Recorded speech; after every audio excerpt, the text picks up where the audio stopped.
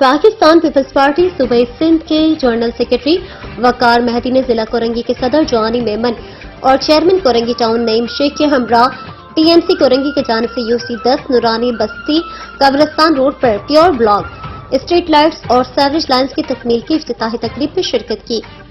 اس حوالے سے مزید تفصیلات جانتے ہیں ہمارے چیف رپورٹر کراچی جاوید محمود ارائی سے۔ جی کیا تفصیلات ہیں آپ کے پاس، بتائیے گا۔ پاکستان پیپلز پارٹی صوبائی سندھ کے جنرل سیکرٹری وقار مہدی نے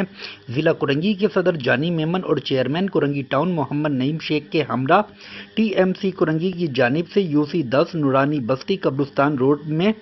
پیور بلاک اسٹریٹ لائٹ اور سیوریج لائن کی تکمیل کی افتتاحی تقریب میں شرکت کی اور قبرستان روڈ کا افتتاح کیا۔ افتتاحی تقریب میں ضلع کورنگی کے سینئر نائب صدر